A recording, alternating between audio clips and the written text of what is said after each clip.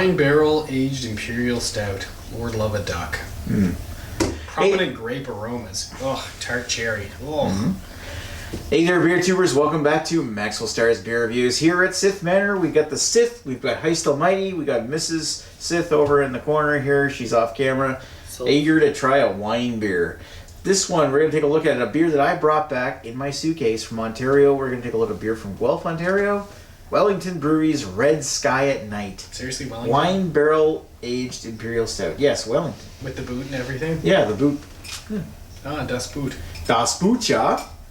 Red Sky at Night, 8.2% ABV. It's got a card here saying our legendary Imperial Stout, Russian Imperial Stout, aged in Cabernet Franc wine barrels for 3 months.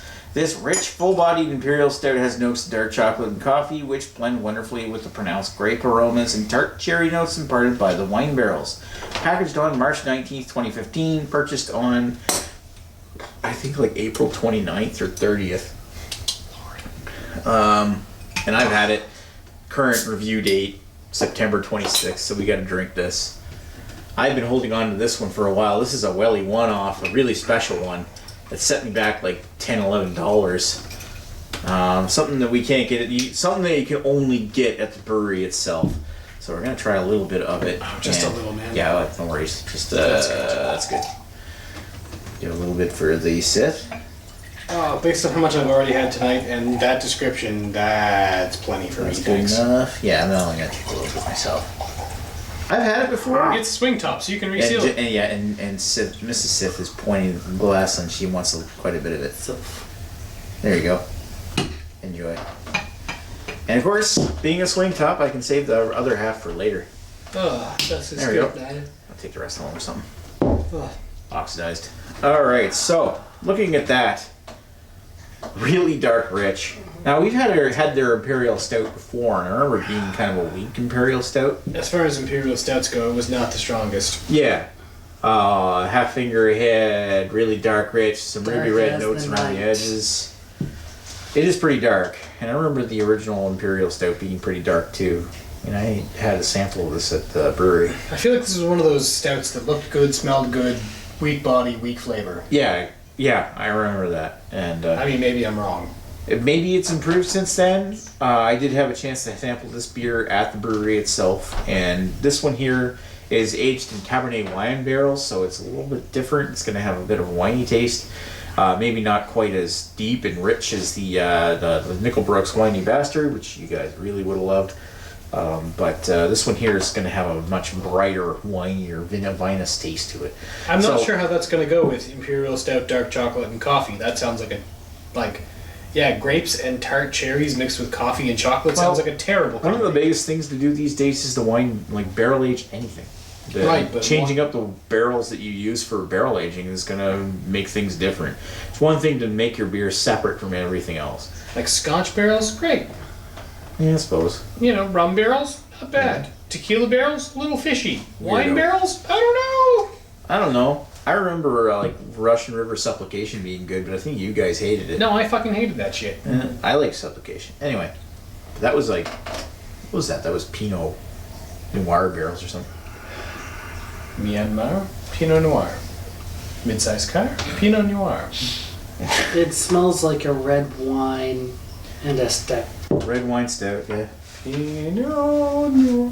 You get that little bit of rich red grape, and you get the I'm getting some of the chocolate. Yeah, it's like chocolate and a little bit of hint of this red grape kind of smell. Oh. All right, well, let's hope this comes together. Yeah. Down the hatch? Down the hatch. Cheers.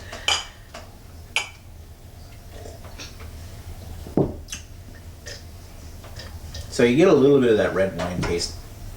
Very vinous aftertaste. Not like spoiled beer. Okay, this wasn't as bad as I expected it to be, but I'm still not crazy about it. I am not for red wine. I think it's a good thing we got to this reasonably fresh, because I think this could have gone vinegar very easily. It hasn't, but it could have. Yeah, I mean, it's not vinegar at this point. I think it's maybe a bit more. It's the body, the stout body of it has mellowed out quite a bit since April, but it hasn't gone off. And it's brought more of that wine taste out, and it's made this more taste like a wine than it is taste like a beer. It tastes like wine and coffee together, which I'm still fairly convinced is not a great idea. Wine, good. Coffee, good. Wine, coffee, eh. Yeah, it's like, I mean, if you enjoy Cabernet, I think this would be really good. This is actually something where I almost want to get Jen's opinion here. What do you think? It's good. It'd be much higher than mine. You're more of a wine fan than She is a wine drinker. you actually like it. I do. See, that's the thing. Like trying to if you like Cabernet wine, I mean, it really brings out that bright red wine, kind of rich taste. Not rich, but like that finest taste out of it. More so than you get in an Imperial Stout, because really, as an Imperial Stout, Wellington's Imperial Stout is kind of weak. But this is kind of almost overpowered by the wine barrels. At this point, there's a little bit of chocolate, not much.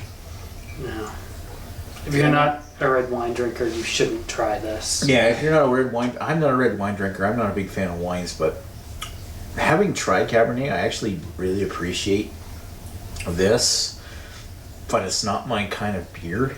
This kind of came together more than I feared it might. The coffee flavor is mostly gone from, like the coffee aroma, pardon me, is mostly gone from the flavor. We mostly ended up with chocolate and something fruity, so not horrible if that's kind of your thing. It's not mine, really. I'm gonna say 3. But that's just that's a matter of taste. I mean, if you're really into wine or think that like fruity wines or fruity chocolate is a good idea, you probably give it higher. Well, I'm not huge into wine, but I do really appreciate that beer, and knowing what kind of wine barrels that are used for this, what kind of flavors it's going to impart in this, I really do get a lot of that barrel. Does it work with this beer? I think the beer that itself is what's bringing this one down. I give it a 3.5 maybe. Not bad. I still really like it, and I drink this again, and this is actually the second or third time I've had it, and I still like it, but I just think that it's the stout itself that really doesn't bring enough to the table. See, I'm not a wine drinker.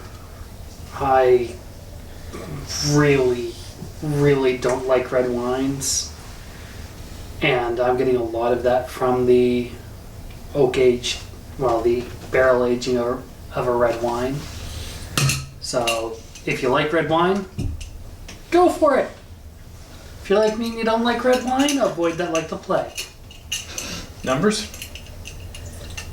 My numbers aren't valid. If you like red wine, you're going to give this a 2. Your numbers are 3.5. valid because that's your opinion. My opinion, it's 1.75 because I really don't like red wine. Yeah.